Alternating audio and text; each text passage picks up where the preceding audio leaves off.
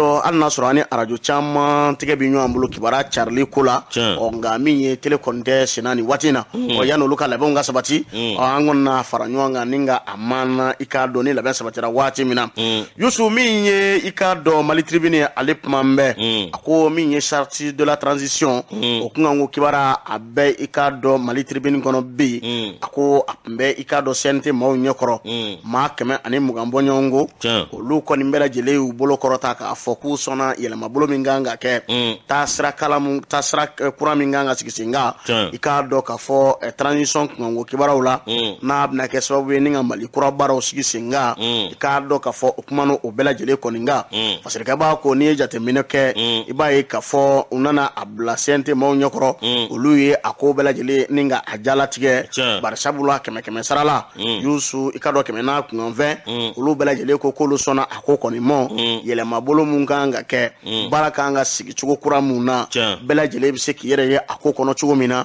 o Youssou min ye k'a dɔn k'a fɔ CNT tɔnden maa 120 olu sɔnna a ko bɛɛ lajɛlen kɔni mɔ hali n'a sɔrɔ k'a kɔ nin baaraw bɛɛ lajɛlen kɔni ɲɛ min bi tali kɛ jɛkulu la CNT kɔnɔna na n'o ɲɛsin bɛ sariya kow bɛɛ lajɛlen kɔni ɲɛnabɔli mɔ olu ye wulikajɔw kɛ ni ka taa i k'a dɔn maa kɔrɔ mun bɛ yen n'olu kun ye i k'a dɔn n'olu ye députéya kɛ walima olu ye furancɛ fan baaraw sigi sen kan waati tɛmɛnlenw na Youssou u wulila ka se o maa dɔ ma n'o bi tali kɛ jamanakuntigi kɔrɔ a fɔ i k'a dɔn k'a fɔ professeur Jɔnkuna Tarawele o kɔni sera a mɔ a ka se k'u bilasira cogo min na o fana y'u bilasira bonya ni karama kɔnɔna na ni dun ye jateminɛ kɛ a ko bɛɛ lajɛlen la laɲini bɛ bolila fɛn min nɔfɛ o ti dɔwɛrɛ CEDEAO jamana kɛ bɛ ka ɲangini ta ni ka anw ka jamana sɛgɛrɛ ko fo ka jateminɛw ka olu sigi kow da la k'a kow bɛɛ lajɛlen jateminɛ ni ka a lajɛ min ye ka dɔn kalafiliko bɛna bila danga jumɛn na a bi kɛ waati jumɛn na o baara jumɛn bɛna sigi sen kan finitigilaka ninnu bɛna fanga bila waati jumɛn k'a bɛɛ lajɛlen ka bugunatigɛ baara ka se ka kɛ ni o ko kɔni ye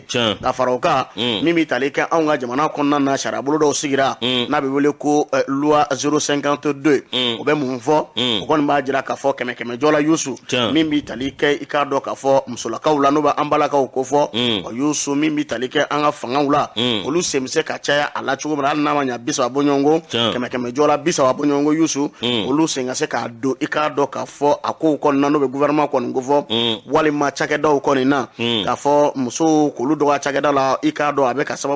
sababu ye ka na ni fɛn dɔw ye Youssou nka ni musow cayara cakɛdaw la yiriwaw bɛ sabati fɛn caman fɛ a min ye a sariya bolo ye a sigira sen kan i k'a dɔn Elhaji Ibrahim Boubacar Keita tile la Youssou a baaraw bɛ senna nin waati in na masirikɛ b'a ko u ye nin bɛɛ lajɛlen bugunatigɛ k'u baaraw sigi sen kan hali i k'a dɔn k'a fɔ Alger n'o bɛ accord d'Alger kɔni ko fɔ min sigira sen kan Alger Youssou u ko k'u bɛna o taabolo fana lajɛ walasa mara kɛcogo ɲuman bɛ se ka sabati cogo min na anw ka jamana kɔnɔna na masirikɛ b'a ko nin ŋaniya in i k'a dɔn a sɛbɛkɔrɔfɛla kosɛbɛ a ŋaniya in fana i k'a dɔn jɔn ta don a fɔ colonel Assimi Goïta ale kɔni hakilina ye nin ko in bɛɛ lajɛlen fɛn fɛn fɔra a ko kɔnɔ a ka kɛ bonya ni karama kɔnɔna na Youssou walasa Mali kura an b'o laɲini min kɛla o baaraw ka se ka sigi sen kan ni a ma ɲɛ k'a fɔ députéw n'o CNT maaw olu kɔni sɔnna a ko ma Youssou ko in mi taa sira min fɛ bibi in na o de ye a bɛɛ lajɛlen ma ba tuma min na k'a sɔrɔ ka na a jɔ cɛw jamana ɲɛma ale ɲɛkɔrɔ n'o bɛ furancɛ fanga ma ɲɛma ko fɔ ale k'a tigɛ nɔ bila kɛ ni k'a sɔn a ko ma k'a sɔrɔ ka baaraw sabati n'a ye o tuma an bɛ Lajosi nin kun ye fasiri ye an ye min bɔ Mali Tribune kɔnɔ Kuresi i ka dɔn ale ka fasiri don Kuresi ka fasiri ni y'ale bila ne bɛ sɛbɛn da sɛbɛn min ni b'a ta o ti dɔwɛrɛ o ye le combat i ka dɔn min ye gesedala tɔn n'o ye RPM ye RPM ale ko fɔ i bɛ Ibrahim Boubacar Keita ko fɔ min ye aw ka dɔn Rassemblement pour le Mali RPM awa min ye tiɲɛ yɛrɛ la ko bi gɛlɛya bɛɛ lajɛlen b'a da la maa dɔ wulilen don k'u jɔ can min ye aw ka dɔn ni o ɲɛmaa bɛ ba a bɛ Gana bolo min ye aw ka dɔn k'olu t'u mangun bilen dɛ min ye tiɲɛ yɛrɛ la maa min bɛ yen n'o ye Boubacar Keita ye n'ale ye parti maa ɲɛmaa ye bi Lajosi i ka dɔn waati dɔ kɛra RPM a fanba maa bɛɛ lajɛlen olu farala ɲɔgɔn kan k'a fɔ ko Boubacar Keita ale ka kɛ candidat ye min ye kabini waati min na ninnu y'o kuma fɔ sa o y'a sɔrɔ kabini Ibrahim Boubacar Keita n'ale ntanyana ninnu kɔni sigilen don da tɛ parti ko kuma na parti ka ko a t'u ɲɛsira la min ye nka kabini waati min na ni Docteur Keita ale kɔni nana kana kɛ maa ɲɛmaa ye n'o ye aw ka dɔn n'u ko k'u b'ale kɛ cɛbɔ ye ninnu wulila ka fa bɛɛ lajɛlen kɛ mankan ye min ye aw ka dɔn lajɛ dogodogoliw olu bi kɛ min ye a kɛnɛkandan dɔw bɛ olu bi kɛ nka min ye nin maa kofɔlen ye k'u nanu fara jɛkulu dɔ kan u nana jɛkulu dɔ sigi ko collectif pour la défense des statuts règlement intérieur du RPM lajɛsi o min kɛra sa i k'a dɔn awa min ye maa damadɔw de taara fara ɲɔgɔn kan i n'a fɔ awa ka dɔn Babɛri Gano ka taa fara Musa Tebene kan lajɛsi tele y'an sɔrɔ sisan i k'a dɔn an ka taa lajɔsi maa damadɔ dɔw taara u fara ɲɔgɔn kan n'o ye aw ka dɔn Musa Tebene ani Babɛri Gano i k'a dɔn olu kɔni ye yɔrɔ bɛɛ lajɛlen kɛ mankan ye min ye aw ka dɔn kabini waati min na ni coup d'état kɔni kɛra ko maa ninnu mankan mɛn dɛ o y'a sɔrɔ aw ka dɔn min ye Boubacar Keita ye ale bɛ wulila aw ka dɔn ko RPM tɛ binna cogo si la a bɛ fɛɛrɛ sugu bɛɛ lajɛlen kɛ min ye maaw bɛ fara ɲɔgɔn kan cogo min na min ye aw ka dɔn comité central min ye aw ka dɔn olu kɔni ne ka taa tribunal i ka dɔn maa damadɔ bɛ n'o ye collectif nin ye olu kɔni dara ka taa tribunal ni ka taa da olu tulo kan k'a fɔ min ye aw ka dɔn Boubacar Keita ka sigili min kɛra k'a fɔ k'a bɛ kɛ cɛbɔ ye min ye aw ka dɔn ko a ma kɛ sariya kɔnɔ a ma kɛ sariya kɔnɔ min ye aw ka dɔn maa dɔw don dɛ min ye Musa Tebene Mahamani Babi ka taa fara Beliko Samasegu ani Isa N Tarawele min ye Saliya Togo la i k'a dɔn ninnu de farala ɲɔgɔn kan o y'a sɔrɔ aw ka dɔn fan dɔ in fɛ min RPM aw ka dɔn maa camanbaden minnu bɛ yen olu kɔni fana faralen don ɲɔgɔn kan k'a fɔ olu ɲɛ tɛ maa wɛrɛ la olu ɲɛ bɛ Boubacar Keita la aw ka dɔn k'a ka kɛ candidat ye min ye o candidat ko kuma min wɔrɔ dɛ n'o kɛra aw ka dɔn ninnu kunna ka bɔ suna la min ye aw ka dɔn Babɛri Gano min ye Musa Tebene ka taa fara aw ka dɔn Isa N ninnu kan ninnu aw ka dɔn lajɛ bi kɛ cogo sugu bɛɛ lajɛlen la Ibrahim Boubacar Keita aw ka dɔn min ye tiɲɛ yɛrɛ la ale kɔni aw ka dɔn fanga tiɲɛ n'a bolo Ibrahim Boubacar Keita ale yɛrɛ aw ka dɔn Ala y'a ka kalifa minɛ a la min ye aw ka dɔn ka parti min n'a taara k'o to olu maaw de bɛ ɲɔgɔn na bi dɛ min ye aw ka dɔn dɔw kɔni b'a fɛ tiɲɛni sugu bɛɛ lajɛlen ka kɛ dɔw kɔni b'a fɛ min ye tɔn a bɛ se ka to kolo la cogo min na lajɔsi aw ka dɔn o de kɔnɔna na sa min ye aw ka dɔn Docteur Boubacar Keita kabini ale kɔni kɛra candidat ye ninnu y'a fɔ k'a fɔ ko sariya bolo dɔ kɛra wa k'a ma sigi aw ka dɔn congrès kɔnɔna na lasi aw ka dɔn a kɛlɛ bɛ sen na min ye aw ka dɔn ni janto ma kɛ min ye RPM ye k'a bɛ da kolonji ni k'a filonkolonji min ye aw ka dɔn maa wɛrɛw tɛ minnu kɛn bɛ k'u k'a da aw ka dɔn Boubacar Keita k'a la bi k'olu na kɛ a la sababu dɔ ye dɛ ayiwa o de y'a to kumaba man ɲi kumaba man ɲi dɔw ko yan ko RPM tɛ Ala ma hinɛ na IBK kelen bɛ yen a kɔni talen bɛ yen a bɛ cogo di n bɛ min f'i ye dɔw ko URD tɛ Sumala kelen bɛ yen a talen a bɛ cogo di bi a bɛ cogo di mais n bɛ min f'i ɲɛna i ka sɔn i kana sɔn Boubacar Keita ye RPM ladon kabini waati min na ni gɛlɛya bɛ yen kabini waati min na n'u kɛn bɛ k'a kɛ a bilankɛ kɛrɛfɛmaa ye nka bɛrɛ ta ni nin ye maa wɛrɛw bɛ bɔ ka taa don parti wɛrɛ la an y'o caman ye gɛrɛtɛ sugu bɛɛ dala sigira an ɲɛ gɛrɛtɛ sugu bɛɛ dara k'a ko a ko non ale tɛ taa yɔrɔ si RPM ko kɔni filɛ n'i ye jateminɛ kɛ tɔnden fanba bɛɛ de fana b'ale ka côté la mais an bɛ min fana fɔ tɔn ɲɛmɔgɔw ye u ka jateminɛ kɛ baaraw taabolo la a banna f'u ka mɔgɔw labɛn an ka de ka a banna n'o tɛ URD mɔgɔ bɛ labɛn de dɛ URD kɔni ale tɔ tɛ yen bilen a tɔ bɔn ni y'a damana gɛlɛyaw ye Yusu ka dɔn télé kɔni sɔgɔra an na hali n'a sɔrɔ an tun y'a daminɛ arajo la i ka dɔn arajo caman bɛ yen an n'olu tigɛ bɛ ɲɔgɔn bolo i ka dɔn an bɛ o arajo fo ni k'u waleɲuman dɔn arajo bɛnkan bɛ Kɛrɛwani arajo danbe fana bɛ Kɛrɛwani ka baarakɛlaw fo k'u waleɲuman dɔn arajo danbe jijenikaw fɛ yen Jijan n'a ka cɛdenw an b'u fo k'u waleɲuman dɔn arajo yɛrɛ ko Sisan mara la an bɛ ka dɔn a baarakɛla bɛɛ lajɛlen fo faso kanu lamɛnbaaw k'u fo Welesebugu la Kolokari n'a furumuso an b'u fo k'u waleɲuman dɔn Yusu an ma ɲinɛ i k'a dɔn k'a fɔ selengekaw kɔ u bɛ k'an lamɛn nin waati in na an bɛ selengekaw fo ni k'u waleɲuman dɔn i k'a dɔn danti foli min na radio naani ko FM min bɛ tali kɛ Mamadu Dunbiya n'a ka cɛdenw na k'u fo k'u waleɲuman dɔn ka foli ni tanuni ta ka ɲɛsin an kanubaw mɔ fɛn fɛn bɛ k'an lamɛn nin waati in na Yusu radio i k'a dɔn Naro FM a bɛ pasteur ko fɔ Musa Kɔnɛ n'a furumuso an b'u fo k'u waleɲuman dɔn danti foli min na faso kanu i k'a dɔn a barika radio islamique bɛ Kolokani k'u fo k'u waleɲuman dɔn Mamilɔn Kebila ka baarakɛlaw fo k'u waleɲuman dɔn Mamilɔn i k'a dɔn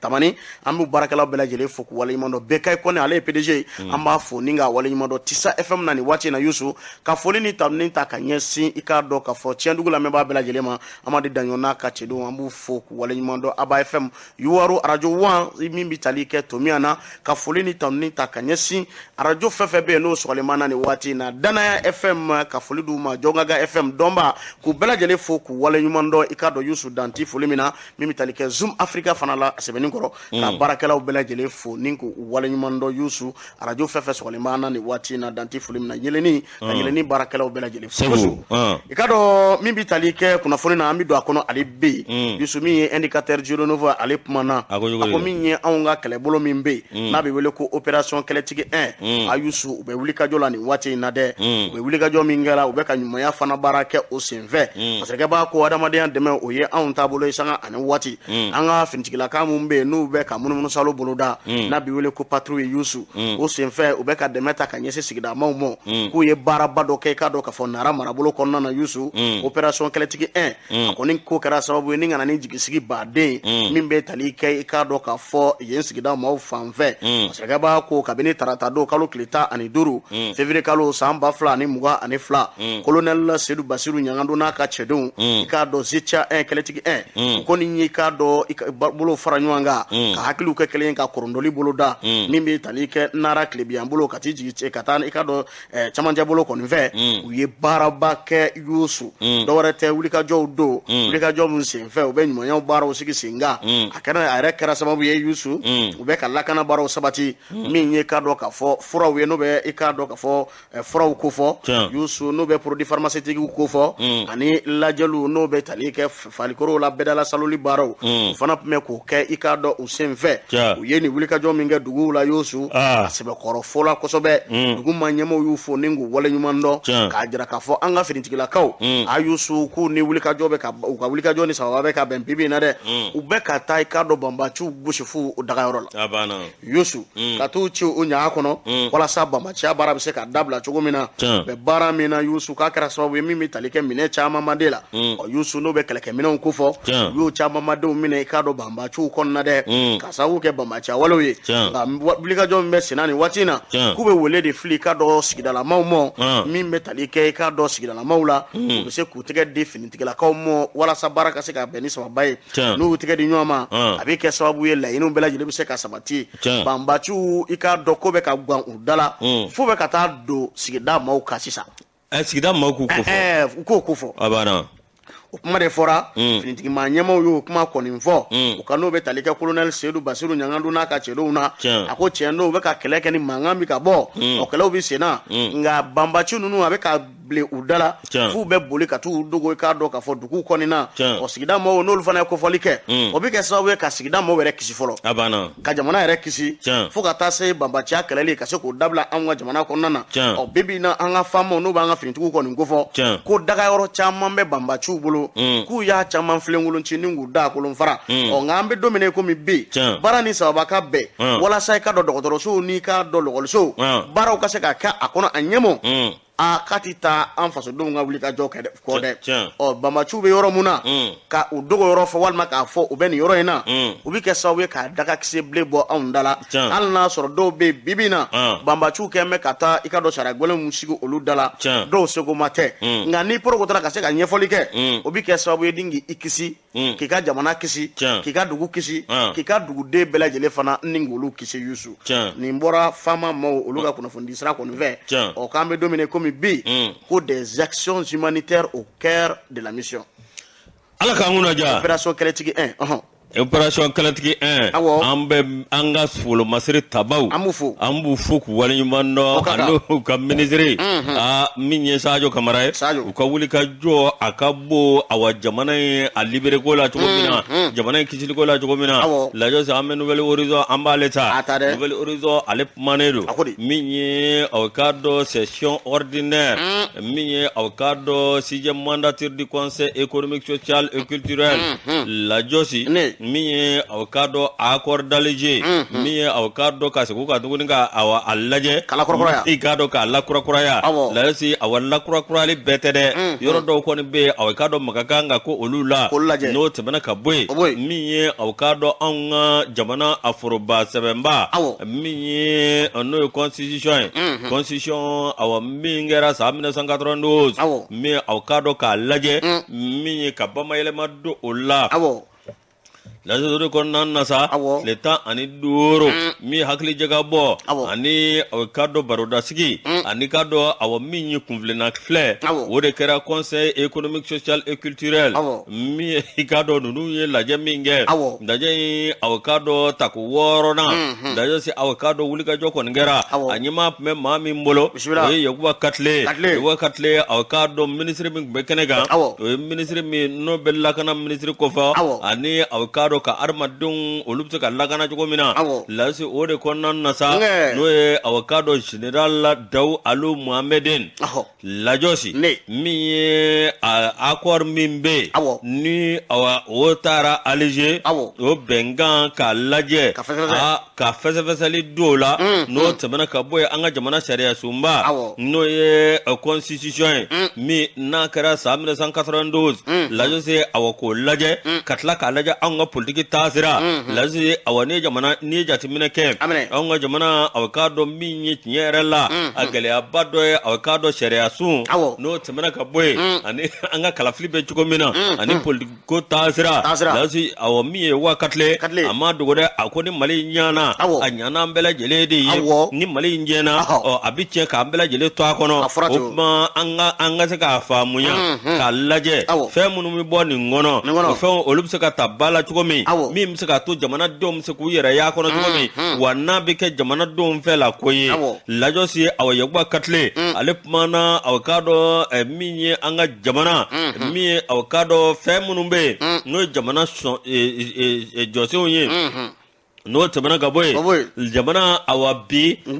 lakana ni oye jamana de bela jele hamina goye oye jamana de bela jele ka avocado fembai lasi avocado kuna doni lasi ode konna nasa minye avocado yoga katle apmana aku awami anga ko suko bela jele ke wala sa avocado anga jamana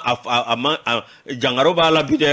jangaro no lakana bale no jamana don ko do ne nyama lasi anga laje minye kana anga jamana kono wa jamana de bele jele ka do dakale fe ninga tla ka bod dakale fe mi ka laje ka maga fendo la mi anga kala fli tasrai ani avocado sharia mun be kala fli konna wala sa fe mimbe mi nyanze ni ma dorete aw kala fli temene mun be a sharia ta chugo ani ka do kala fli ke chugo ko de graso we ka do ka dingele ba de bele jele la sa anga jamana ma anga fe su bele jele ke o gele abse ka bo anga jamana kono chugo mi wa anga no onyu anasoro chukumina la josi ode konana avocado minye nyerela fichier électoral upmano ka no tabana kabwe wa minye avocado wati mina ka laje avocado ni kalafli kera kalafli mina bike wa dépouillement oti dore avocado ni jabi ube laje akake kuna fondi lawnyana no wati sara bambe gwen ngube bela bore ngube bela bo am beta keneka ube sara de am be ma ko kuna fondila tala no bike akake kuna fondila nyana na kera olu nyana mi ko do na chugo me na borati olu yere olu ba ke ka suru ma chiwo ba to olu yere chide lajosi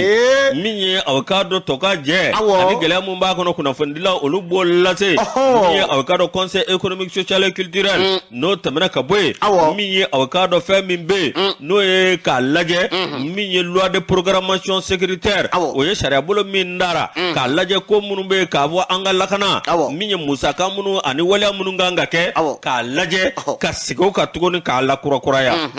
lajosi min ye n'o tɛmɛna ka bɔ yen min ye avocado accord min bɛ yen n'o ye accord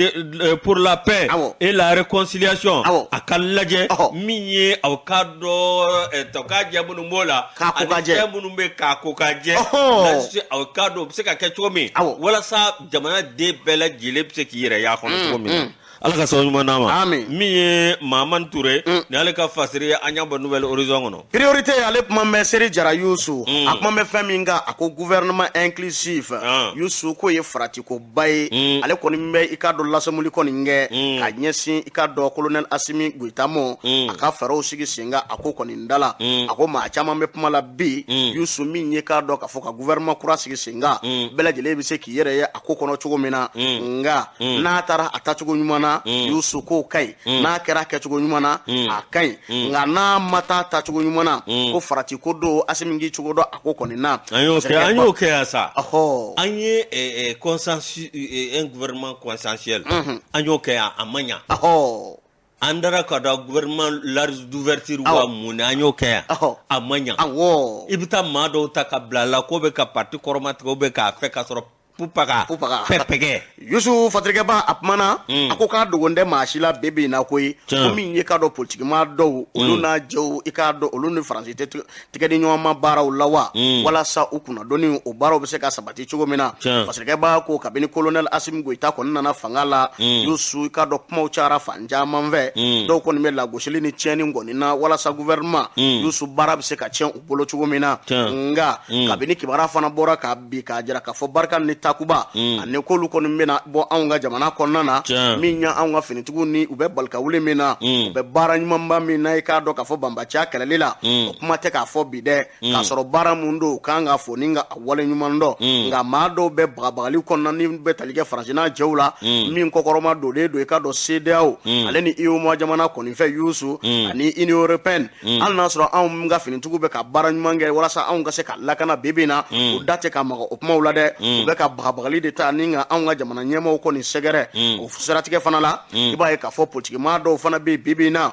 olu bɛ girinka jɔni i ka dɔn ŋaɲakɛ na jɔyɔrɔ ɲini kɔni na dɛ fasiri b'a ka kuma la a ko ni ko yɛrɛ jateminɛ bi bi in na i b'a ye k'a fɔ dɔw kɔni hakilina foyi t'u la o gouvernement ka se ka dayɛlɛ olu ka se k'u yɛrɛ ye o gouvernement kɔnɔna na min y'u ja u k'a kɛ yɛrɛsago ko baaraw k'olu sabati Yusu min ye k'a dɔn ka baara kɔni tiɲɛ transition maaw kɔni bolo ko n'a fɔra ko gouvernement ka dayɛlɛ u k'a lajɛ ji ɲɛma jɔlen na maa dɔw bɛ yen danayama tu u ye n'u ma ɲa k'a fɔ u bɛ maa ta Yusu k'a maaw ta maa min danaya bɛ u kan faso kanu bɛ maa mun na ko n'o tɛ ja min don ni farati ma kɛ gouvernement laban na don a sen don a ja la koyi k'a sɔrɔ faratila ko ba don farancɛ fanga ale ka taa ɲɛ kɔni mɔ parce que b'a ka kuma la ale bi a ko n'i ko yɛrɛ jateminɛ min ye wulikajɔ caman kɛra maa caman fɛ walasa i k'a dɔn k'a fɔ farancɛ fanga maa ɲɛmaw olu sen bɛ se ka tarangu cogo min na Yusu nka o ma foyi bɔ sedeni sɔngɔ la dɛ barisabula farancɛ fanga maa ɲɛmaw ale bi u bɛ ka danaya baaraw sabati anw ka jamana kɔnɔna na u bɛ baara min fana la jamana bɛ se ka bɔ nɔgɔ la cogo min na o baaraw de bɛ sen na i k'a dɔn kabini Asimi Goita ale n'a jaw kɔnɔna na i k'a dɔn fanga kɔni na u bɛ ka baara ɲumanba mun kɛ baara ninnu tɛ ka duguma la baaraw bɛ k'a kɛ lakana sira kan baaraw bɛ k'a kɛ tigɛdi ɲɔgɔnma siraw kɔni kan nka maaw bɛ yen n'a ko k'a b'olu ta k'olu don i k'a dɔn gouvernement na n'a mi cogo dɔn u laban na i k'a dɔn bɛlɛ kɔni don a ɲimi ɲɔgɔn na ni ka baara kɔni gwɛlɛya a bolo k'an bɛ don min na komi bi kuma yɛrɛ ye ko n'a fɔra ka ja an na dɛ ko baara bɛ maa mun bolo ko k'a t'u bolo u ka baaraw kɛ a ɲɛ 40 ma fo ka taa se i k'a dɔn baara kuncɛ waati ma ni maa wɛrɛ sen nana don a la a Yusu ka a kɔlɔlɔ t'an tɛ dɛ ɔ bi bi in na ko Mali mago bɛ min na dɛ des hommes qu'il faut pour aider le président et le peuple malien a banna Samaranintigiw ani yɛrɛmashu bigini bagaga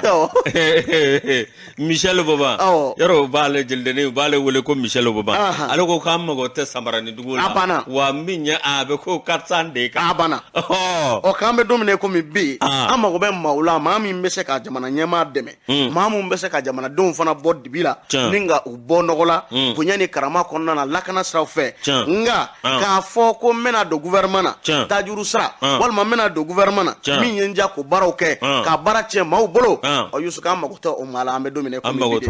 faso kanu bɛ maa mun na ko Asimi ka danaya da olu ka baara bɛ se ka sabati cogo min na Seri Jara i ka don priorité kɔnɔna na. Seri Jara ni y'ale ka sɛbɛn bila priorité kɔnɔ lajɔsi ne bɛ inspecteur ne b'ale ta Cheikh Umar Konare min ye aw ka dɔn ni cɛ in a kiri dɔnba ŋana don Cheikh Umaru n b'a fɔ ya k'a waleɲuman dɔn ni maliden bɛɛ lajɛlen tun bɛ komi Cheikh Umar Konare min ye aw ka dɔn avocat maître Cheikh Umar Konare ni maliden bɛɛ lajɛlen tun bɛ komi nin jogo ɲanguma sɔrɔ Mali lafiyara dɛ a dɔ la dɛ dusu min b'a la jamana kanu min b'a la tiɲɛ yɛrɛ la ale ni dɔ bɛ ko Baba Dakono ale chercheur jamana kanu bɛ ninnu na dɛ a b'u la u bɛɛ jamana taabolo don u bɛɛ jamana taabolo don wa jamana ka d'u ye Cheikh Umar Konare ale tɛ tiɲɛ dogo dɛ min ye n'i ye Cheikh Umar Konare fɔ n bɛ Antoine Solange Dembélé n b'ale fɔ ka tila ka min ye procureur Guindo fo an bɛ ninnu fo dɛ olu bɛ misali bi ta Antoine kan n'u y'a ta fan yanni mission ka ban fo Antoine kunkolo bɛ misɛnya sariya ni hakɛ a Guindo ka fo u ka fo dɛ nka u bɛ misali ta yɔrɔ mun na misali tacogo k'o lajɛ kuma bɛɛ ɲɛma magistrat kɛ Guindo awɔ magistrat kuma bɛɛ u bɛ se ka misali ta ni Antoine ye ten lajɔsi min ye aw ka dɔ dankɔrɔba faso kanuba faso ka faso a b'a ne kan min Cheikh Umar Konare ale mana jamukan dɔ kɛra jabarani dɔ sanfɛ min Cheikh Umar Konare a ka dɔn ale ma ta dogo dɛ min ye aw ka dɔn a n'a ka fasoden ɲumanya a n'a ka fasoden kuma ɲuman fɔba ani ka hakilina ɲuman ni ko ta ka ɲɛsin jamana in ma lajɔsi aw ka dɔn ale mana a ko aw maître Cheikh Umar Konare ale bɛ Mali baro la chroniqueur politique do min ye aw ka dɔn tiɲɛ yɛrɛ la Faransi ka taali a kuma n'o kan min ye aw ka dɔn maître Cheikh Umar Konare a y'a jira k'a fɔ tiɲɛ do aw ka dɔn nanzaraw olu kɔni ye aw ka dɔn min ye tiɲɛ yɛrɛ la an ka jamana ɲɛmaa ko k'olu ka taa wa i k'a dɔn u jo do fana ko Faransi kan ka taa ka bɔ an ka jamana kɔnɔ min ye aw ka dɔn waati min na ni Faransi taara ni aw ka dɔn n'an ye terroriste i k'a dɔn olu dasili daminɛ n'u taara don yɔrɔ o yɔrɔ min ye an ka aw ka dɔn tiɲɛ yɛrɛ la an ka wolomasiri tabaw nata don u nɔfɛ n'u carijarina min ye aw ka dɔn maître Cheikh Umar Konare a ko aw ka dɔn tiɲɛ yɛrɛ la waati dɔ kɛra aw ka dɔn ninnu kun bɛ aw dan yɛrɛsagokɛ min na ani ka dɔn dansagokɛ minnu na layɔsi o y'a sɔrɔ an ka wolomasiri taba ko tiɲɛ yɛrɛ la aw ka dɔn min ye maramafɛn kun t'an bolo dɛ n'o ye aw ka dɔn armu ye nka i ka dɔn tiɲɛ yɛrɛ la bi n'a ka bi o Faransi kelen min ye ani ka dɔn o Europe kelen k'olu kun b'an bɛ ka min ye minɛn feere anw ma juguw b'an kan nka u b'an bɛ ka minɛn feere anw ma i ka dɔn alihamudulilayi bi min ye an ka l'armée tiɲɛ yɛrɛ la aw ka dɔn olu kɔni b'u seko n'u dɔnko la lasi aw ka dɔn k'u bɛ ka juguw dasi cogo min na u bɛ k'u dasi bi min ye aw ka dɔn tiɲɛ yɛrɛ la ko bi ko aw min ye anw ye an yɛrɛ bɔ nanzaraw bolo anw y'u gɛn fo ka wulu su u nɔfɛ makɔrɔni a n'a ka maaw lasi o de kɔnɔna na sa dasili dabɔra dɛ maître Cheikh Umar Konare ko a ko min ye tiɲɛ yɛrɛ la ko jamana bɛɛ lajɛlen fa bɛɛ lajɛlen k'a kan ka kɛ Mali fa bɛɛ lajɛlen wa yɔrɔ man ka to yen ko yɔrɔ min ko karisaw bɛ karisaw tɛ ko faransi ka fɛɛrɛ kɛra mun ye min ye aw k'a dɔn maa minnu bɛ yen n'olu ko ka jamana tila n'olu kɛra sababu ye k'a dɔn ka na ni aw bingalikɛlaw ye terroriste n'u dɔrɔn k'u la ka na jamana fan bɛɛ lajɛlen minɛ n'olu ma bɛn sa aw k'a dɔn n'u min ye terroriste n'u ye dangare aw k'a dɔn jamana tilalaw la k'olu kɔni aw k'a dɔn nanzaraw de kɔni bɛ ka ko sugu bɛɛ lajɛlen kɛ i k'a dɔn aw min ye k'olu lakɔlɔsi fɛn t'u sɔrɔ maître Sumaworo Konare ko o lakɔlɔsi n'o fɛɛrɛ k'o banna bi an bɛ juguw dasi k'u dasi n'a y'u dasi n'u donna wo la an bɛ don yen wa min ye ale kɔni bɛ min ɲini aw k'a dɔn sema maaw fɛ n'o ye aw k'a dɔn banbajikɔrɔw ye u k'u semo n'u sera dɛ k'u kana an ka sigi ka kuma dɛ Mali bɛɛ lajɛlen ka kɛ kelen ye wa n'u mana nɛgɛnni na n'u mana sigi ka fɔ la wa k'u bɛna dasili la jagoya ni fin a ka nanzara k'a cɛ ɲana dɛ Lajosi min ye aw k'a dɔn tiɲɛ yɛrɛ la ko Makɔrɔ min ye san 2022 ye Makɔrɔ ani aw k'a dɔn a terre européen min ye aw k'a dɔn olu ka taali k'u ka koso n'u ka kasaw cɛ u ka ɲamaɲamaw aw k'a dɔn ka taa n'a bɛɛ lajɛlen takubaw min ye aw k'a dɔn o n'a ɲɔgɔnna ko kalo 6 ani aw k'a dɔn kalo 4 ani kalo 6 aw k'a dɔn aw min ye ko Faransi b'an fɛ yan san 9 taama mɛnɛ sisi ma bɔ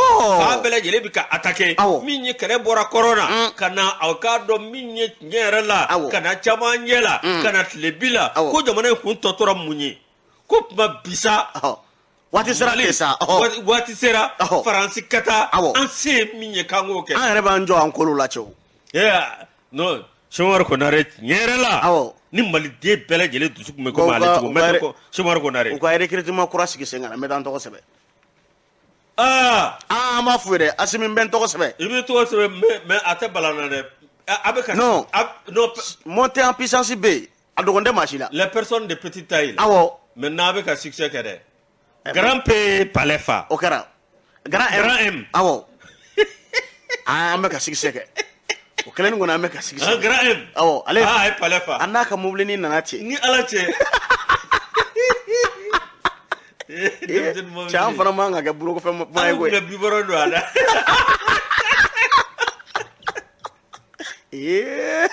grand M palais fa a n'a ka mobilinin sina ka na est-ce que ka bɔ k'i jɔ débardeur b'a la ne ko n ko baara wulila sa mais an bɛ CNT kɔnɔ koyi kadi tɛ yen yan kadi bari bɛ yen dɛ non ni grand n'a bɛ se a kana renouveau la an bɛ muso dɔ ɲini a ye yan hakili bɛ jɔn na yan bon on va réfléchir on va voir les directeurs les deux directeurs muso gana tɔ bɛ yan bilen de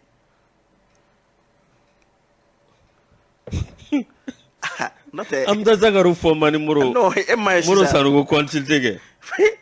yɔrɔ jimi yɔrɔ de ka ca u ka jimi yɔrɔ caya u kana fontaine dɔ bila montage la dɛ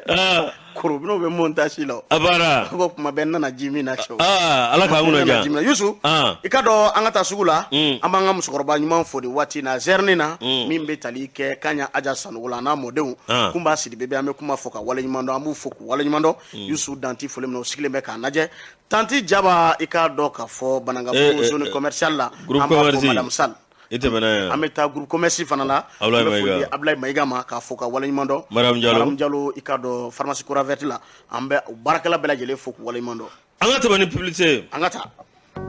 Yusu min ye ka dɔn indépendant ye ale kumana an ka taa Sogonikɔ commune 6nan na a Yusu nin kɔni tɛ kibaruya duman ye nin kɔni bɛ i ka dɔn denmansaw wele i k'a dɔn min ye den dannen san 2 bɔ ɲɔgɔn ko Yusu ka fure kɔni yera nka a fariw tigɛtigɛlen yera a cɛya ni k'a dɔn yɔrɔ wɛrɛw kɔni olu kun t'a la Allahu akbar Yusu nin kɛra Sogonikɔ fasirikɛba ko k'an ka hakili to an denw na a kuma bɛ dɛ Yusu min ye k'a dɔn k'a fɔ karidon kalo tile 20 février kalo san 2022 Yusu min ye k'a dɔn Sogonikɔ sigida 6nan na kibaruya kɔni carila bɔlɔlɔ sanfɛ k'a jira k'a fɔ den dannen san 2 bɔ ɲɔgɔn ko Sedu Wenogo Yusu k'a kɔni tununa a somɔgɔw bɛ ka ɲini u a taa yɔrɔ dɔn a taara yɔrɔ min na u ye fa bɛɛ lajɛlen kɔni kɛ u sen nɔ ye u bɛ ka den ɲini ɲini cogo min na u bɛ k'a ɲini o cogo kelen la fasirikɛ b'a ko bɛɛ lajɛlen b'a dɔn anw ka jamana bɛ dabolo min kan bibi in na tuma bɛɛ den tunun ko kibaruya bɛ sen na tuma bɛɛ bɔlɔlɔ sanfɛ dɔw b'a a jira k'a fɔ n den tununna n den ɲɛma tununna a bɛ i k'a dɔn nin waati in bɔ ko denmansaw k'u hakili to u denw na fasirikɛ b'a ko nin kɔni ɲɔɲalen kɔni don hali n'a sɔrɔ kuma dɔw bɛ sen na bi ko dɔw kɔni bɛ i k'a dɔn k'a fɔ denw kɔni k'olu fa Yusu a jeliw k'u minɛ walima k'a fari yɔrɔ dɔw tigɛ ni ka taa kɛ kojugukɛla ye Yusu fasirikɛ b'a ko Sedu Wendego taa kɛra o ɲɔgɔnna ye koyi bari sabula kibaruya min kɔni sɔrɔ la a ko kɔni dala o ti dɔwɛrɛ ye min ye k'a dɔn k'a fɔ den somɔgɔw kabini kari don u bɛ ka den kɔni ɲini u t'a dɔn u bɛna ye yɔrɔ min na Yusu a ma ɲa min kɔ tɛnɛn don n'o bɛ kununko kofɔ kalo tile 21 février kalo san 2021 Yusu den fure kɔni dara ye i k'a dɔn kɔlɔ kɔni kɔnɔna na hali n'a sɔrɔ k'a kɔn o ɲɛ min ye sigidala yɔrɔ minnu bɛ u y'o kɔlɔnkɔnɔna bɛɛ lajɛlen kunnajɛ fasirikɛ b'a kɔni ko den san 2 bɔɲɔgɔnko min ye Segu Wenego ale ni na ɲuman Bagayogo olu den don u sigiyɔrɔ bɛn bɛ i k'a dɔn Sogoninko ma sigida 6nan fasirikɛ b'a ko u ye kibaruya kɔni sɔrɔ k'a jira k'a fɔ min ye sigida maa dɔw bɛ yen olu de y'a jira k'a fɔ ko kasa dɔ kɔni bɛ sen na nin waati in na den a bɛ n'a fɔ i k'a dɔn k'a fɔ fɛn tununko kasa min don Yusu k'olu yɛrɛ kɔnɔ gannen don a ko kɔni dala dɛ o ye k'a dɔn wele bila finitigilakaw ma o finitigilakaw olu fana ye munumunu salo bɛɛ lajɛlen kɛ ka na yɔrɔ lajɛ Yusu ma ɲa min kɔ ɲininiw kɛra fa bɛɛ lajɛlen fɛ u nana ye k'a fɔ den naani a Yusu ale fure don a fure don i k'a dɔn kɔlɔ dɔ kɔnɔ Yusu u ye fure kɔni labɔ fure in yɛrɛ i k'a dɔn a tun ye tolili daminɛ ka ban dɛ fasirikɛ b'a ko 7e arrondissement cɛdenw kɔni dara ni ka taa sɛgɛsɛgɛliw kɔni dayɛlɛ nka a Yusu u ye den kɔni labɔ ɛlɛ ni farikolo bɛɛ ma dafa farikolo bɛɛ ma dafa Yusu nin kɔni kɛra nin cogo in kɔni de la hali n'a sɔrɔ sɛgɛsɛgɛliw kɔni dayɛlɛlen don k'a lajɛ maa min kɛra nin sababu ye den naani k'a fa nin cogo in na k'a min ye k'a dɔn k'a fɔ a farikolo yɔrɔ dɔw Yusu k'olu tigɛ ko sɛgɛsɛgɛli kɔni tigɛ ma da maa ma ka nin ko in kɔni na Yusu i k'a dɔn k'a fɔ bɔnɛ kana sani ka bɛ ɲɛla koyi bari sabula nin n'a ɲɔgɔnna dɔw kɛra Mamaribugu la Manden i k'a dɔn k'a fɔ marabolo kɔnɔna na n'o bɛ Manden commune ko fɔ Misi Keyita i k'a dɔn Keyita ale fana i k'a dɔn k'a fɔ fure kɔni yera san 8 bɔɲɔgɔnko Yusu san 8 min ni i k'a dɔn k'a fɔ Yefuge kun don ale fana fure yera nin cogo in de la i k'a dɔn a tigɛtigɛlen min fɛn nin y'a filanan de ye nin y'a ɲɔgɔnna fila a bɛ ka a jira k'a fɔ fɔlɔ waati tɛmɛlenw na Mamaribugukaw fana fɛ yen Manden commune na ko gɔmɛlɛdennin dɔ fana Yefuge voilà Yefuge dɔ un enfant de 2 ans retrouvé mort amputé de 3 organes. Allahu Akbar. Ni kɔni il faut que parce que Mali aw ka association bɛ o ni ko ti bila ten o sariya kan ka kɛ cogo di Yusu c'est à dire ni mɔgɔ ko kɛ wale kɛ walasa mɔgɔ si kana ɲɛ b'a fɛ a wale ɲɔgɔnna kɛ fo ɲɛngini gɛlɛn dɔ de ka kɛ an ka sigiɲɔgɔnya bɔ a la an ka c'est à dire balimaya sira ninnu bɔ a la k'a fɔ ko social bɛ an fɛ yen c'est vrai mais wale jugu dɔw bɛ yen n'a tigiw minɛna kɛ il faut pas que c'est à dire fo a ka yira maaw la k'a fɔ ni ye nin kɛ nin de bɛ k'i la wa ko bɛ k'i la min ka jugu ni nin ye réseaux sociaux sanfɛ musokɔrɔba fara denmisɛn fara cɛkɔrɔba kan bɛɛ b'a dɔn ko nɛni man ɲi sisan réseaux sociaux mun kama n'i y'a mɛn ko tɔnkunnani dɔ de y'a nɛnɛ o mɔgɔ dɔw ma taa kaso la parce que u ye nɛni kɛ min kɛra u la bɛɛ b'a dɔn Ture bɛ taa parce que a y'a jɔ a jɔyɔrɔ la bon il est temps ni ko ne ka jɔnjɔn di maa bi ne b'a di Ture ma comme voilà bon an bɛ don min na komi il est temps ɲɛmɔgɔ fana k'a lajɛ u ka fasodenw lamɛn den mɔgɔ bɛ bin den kan viol mɔgɔ bɛ n'i bɛ den faga ni tigɛ dar'u kan min kan ka k'u la a y'a k'u la il faut pas que k'a fɔ ko k'a fɛ hali ni a jugement bɛ k'a direct non min kan ka kɛ a y'u k'u la walasa mɔgɔ wɛrɛ kana ɲɛ bɔ a ɲɔgɔnna fɛ tant que a b'a nugusu nakasa ka da affaire assure bɛ fɔ a bɛɛ la mais a bɛ da bɛɛ fɛn cogo di a ka gɛlɛn lajɛ si n'u k'a lajɛ den wolo ka gɛlɛn ni ma dɛ voilà bon Paul Harry Fonta stagiaire do ale kɔni ko Sogoninko Yusu ko den dani san 2 bɔɲɔgɔnko a fure de kɔni yera nka a fari yɔrɔ dɔw tigɛra ka bɔ a la lajosi ambi sebenda semi namba tawe kaymande ende alep manedo forum douane entreprise mi avocado nyerla niata ko flanae ministre de l'économie et des finances Alfousseni Sanu e kado am ko belejele barak nyama mbale bolo mi avocado ani mamimbe le ministre des infrastructures et des transports mi nyashino avocado maflamunu nolu nyashino no anga nafulu koma ani kelembe o nyashino mi avocado anga sirabawni anga jamana avocado a barabaw lase avocado minye nyera la ningara yoro me siraton koro labma ko olo tele belebele mimbe Alfousseni Sanu avocado ako ningo mimblene minye kakuna fonin di anga mamunu mbe no ye ambaraka nyonye avocado jamana gono minye anikado anike yere yu ani jamana kofe directeur général de douane e kado awa minye Amadou Konate dorete réforme mbike minye avocado bamailema mbike do bika so we avocado katanyu manziraka minye akunti dore ka laje avocado minamunu mbe no lubina avocado bseka fesa choko mina logiciel fe no aziwak oye avocado swana machine dode ni avocado obitalike ka kunavoni ka belejele di avocado douane oma ne sidonia no tebana ka boy minye avocado ka laje contrôle lobe oluka singa ke contrôle automatique we minye avocado douane oluka haklina la anuka barata sira la mi avocado ka laje fesa mimbeke sika kana je feka mina gele kana yala anika do sira nyingo kana yala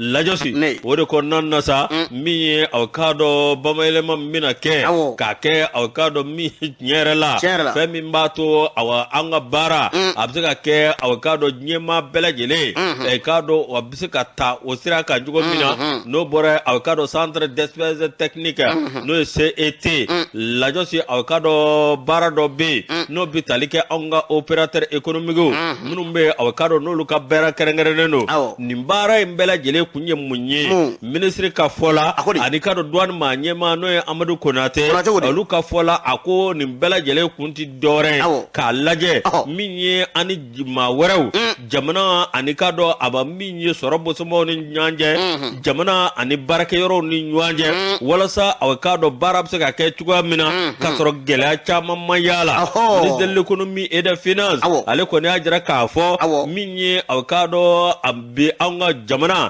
sagota minye avocado ame wati mina no e mali transitire o tabole wa avocado ni mika sowe mi avocado ka jamana ka akisi e chogo dola ani jamana ina fo mi sira o sanction minke ani imwa oluka sanction ko ni mika sowe anga jamana amseki yera soro chogo ya mina mi mato ningele aka na sinsi anga ma awa minye fe mami be no e avocado douane ma nyema Amadou Konate o yaga ni so jaira ako ni medwanye onde me barala ni mi bara fese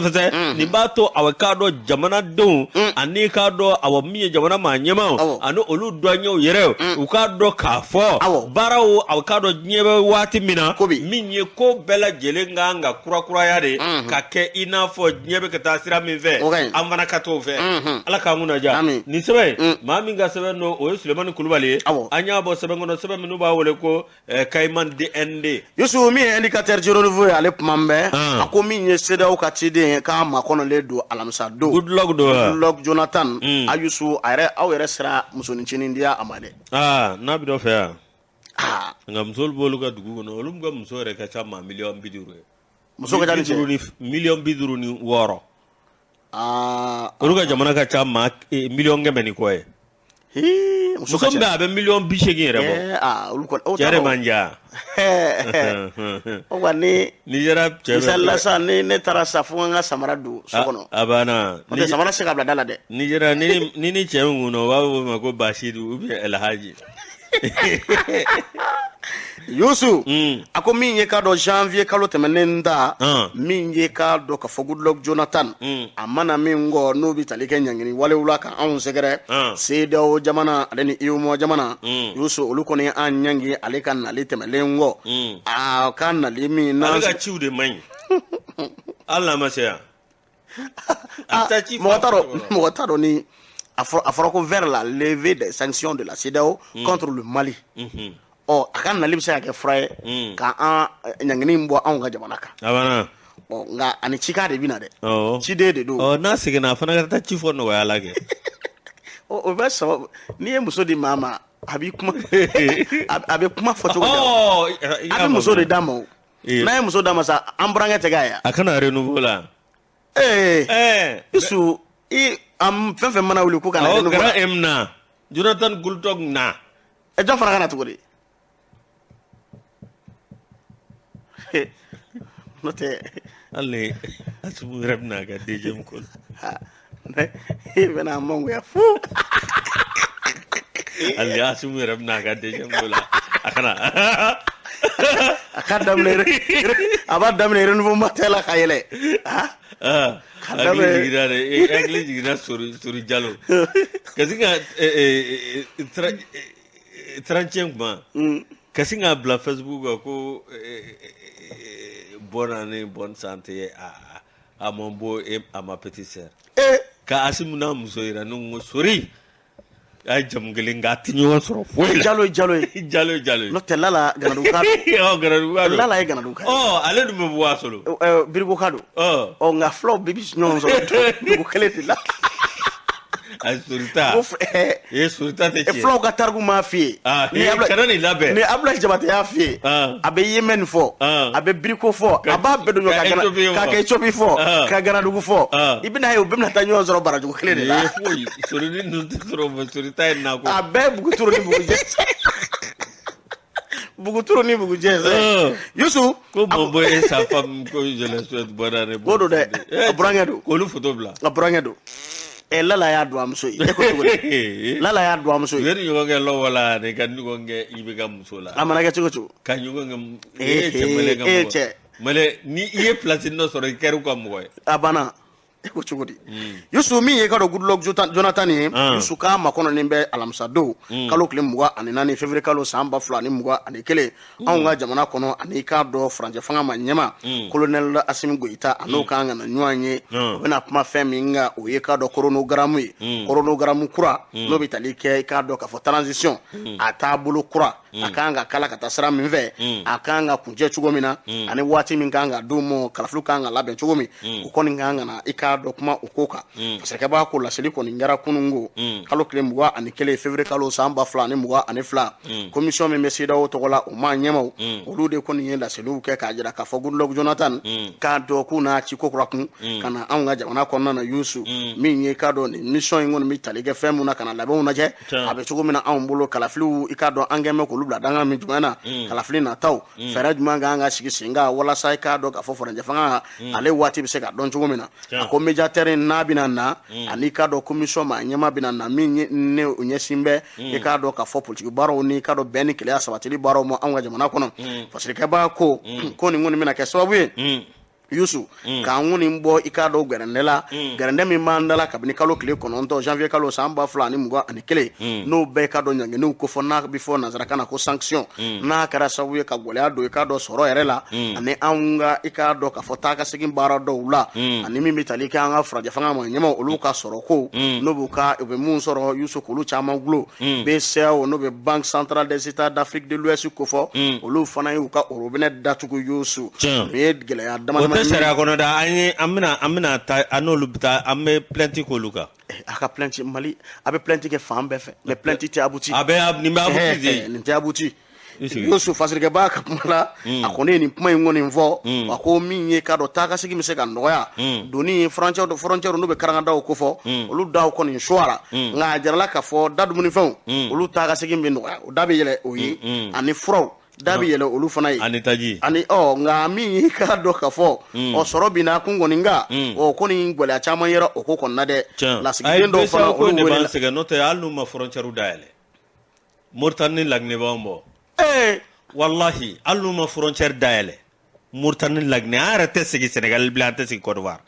Mais on va travailler avec les Mauritaniens et les Sénégalais. Ils sont obligés de dayele. Amena. Amena do sungolo la sisa. E baga me boyro juma ngatai. Bagan tuku katanu ka baganga angom mina. Corridor. Amena na Mauritanie Lagné de fait. On ne veut voir là do Sénégal go on ne ba là do. Sénégal go be ringa kulebi. Anu ko wara ka were ko ni. Ko be ringa karo feta. Na jara ngana logo du foka tanza. Ayde. Ima logo ko mai dawa. Andi balon logo ta. Ku ka logo be to logo le. Logo era be sene sisa sigasu. Logo be sene Mali yoro bela sa. Alors avocat be sene ya. Pomme de terre be ali koron fes. Abana. E ko chugodi. Abana. Ni ngoni mana ba. Mali o nyaayi de. Foti jamana mbo barako. Opérateur économique ni industrie ndo wuli dro beka barake angana dloma la blé na bora porco la angana ni no matière première wa anga beba ma élément ka ga soro bonne gouvernance fana be de non tout dépend de ça gamana maralia ayo to en moment na malien wallahi machitna kibi sa ko mala blé angani ko bayni ni munyo mais aya foka be no mi de kala kani aya foka be no mi de alni be mishidu on se kana ni bara bainge ka je dumuni go kakari na jaro ka faka kibini sigi fangala ambilaje hani ka gouvernement ma tataw ambalaje na nya ye mami tel maladri munu e jamana ci asiti do alable amanya dawga donc riya ka me bo ka marché anya na foka damate me place de l'indépendance bi ambe kuyi ni ye maa ta i ka gouvernement main dɔrɔn an bɛ bɔ ka marché babla an t'an sigi bilen le Mali an se ka kungo muɲu ka muɲu voilà les nouvelles générations ka an bɛ muɲu ka saya jɔrɔ ka tila k'a fɔ ko i bɛna jamana mara cogo dɔ la o ti kɛ bilen dɛ Yusuf Fasirikaba ale kumana a kɔni ni kuma in fɔ k'a ma kɔnɔ de don ne bɛ Goodluck Jonathan kɔni ko fɔ an bɛɛ kan sigi k'a kɔnɔ i k'a dɔn k'a fɔ alamisa nata k'a ni Asimi kɔni bɛna ɲɔgɔn ye ni ɲɔgɔn ye bɔra da min fɛ a bɛ se ka kɛ min ye ɲɛngini min bɛ i k'a dɔn anw ka jamana kan Yusuf a bɛ se ka kɛ a bɛ kɛ sababu ye k'o wuli Yusuf n'an bɔra yen sa indicateur kelen in kɔnɔ min bɛ tali kɛ garabali n'o bɛ falajɛ garabali ko fɔ Yusuf ko taa wulila la kunu ni bɛna kɛ a siɲɛ filanan ye kalo san fila kɔnɔ Yusu i k'a dɔn san kɔnɔna na i b'a ye k'a fɔ kunungun n'o kun ye tɛnɛndon ye kalo tile 21 février kalo san 2022 ko taa de kɔni wulila garabali la n'o filɛ nin ye falajɛ sigida 6nan na Yusu fasirikɛba ka kuma la a ko waati min na u bɛ ka fasiriw kɔni sɛbɛ o ma dɔn a ye i k'a dɔn k'a fɔ fɛn minnu kɔni tiɲɛ nka kasara bonyana kosɛbɛ a kɔni bɛ se ka min fɔ k'o ye ko kɔni hali n'a sɔrɔ min ye sapeur-pompier maaw ye olu kɔni ye i k'a dɔn baaraba kɛ fo ka ta in kɔni fa nka ta in nana cogo di ko ɲamanto caman bɛ t'o la dɛ ɲamanto i k'a dɔn ta wulila o de la fasirikɛba ka kuma la ko nin kɔni ye i k'a dɔn k'a fɔ a siɲɛ fila ye ta ka wuli garabali in na i k'a dɔn k'a fɔ san fila kɔnɔ dɔ kɛra i k'a dɔn avril ani dɔ kɛra kunungo Yusu avril ta yɛrɛ kɛra sababu ye min ye k'a dɔn maa fila nin tɔɔrɔ o ko da la nka min ye bagan 400 bɔ ɲɔgɔn ko olu jenina Yusufu ko sisi hakila jiginna k'a fɔ dɔrɔn min bɛ tali kɛ garabali yɛrɛ ye bi na maa mun ni kɛlɛ kɛra sababu ye k'olu bɔ o sigiyɔrɔ la o caman kɔni i k'a dɔn olu sigilen bɛ nin yɔrɔ in na an bɛ don min na i komi bi Yusu ko ta fana wulila i k'a dɔn falajɛ garabali la Layosi anna bi kunnafoni dan ni ala sɔnna ma bi k'a daminɛ 15h 16h min ye Yaguwa Jabate ale kɛn bɛ ka wele bila an ka k'a dɔn karamɔgɔba dɔw ma min ye u bɛn'u sigi ka kuma fɛn min kan Layosi k'a dɔn o ye seli tacogo ye minnu bɛ seli teliya ani k'a dɔn min ye ka seli kɛ cogo dɔ la a Layosi walasa a taabolo ɲuman u bɛn'o fɔ maaw ye i k'a dɔn Yaguwa Jabate an b'a fɔ ka Mamudu Kɔnda an b'ale fo k'a dɔn sanga ani waati yirima mi au cadre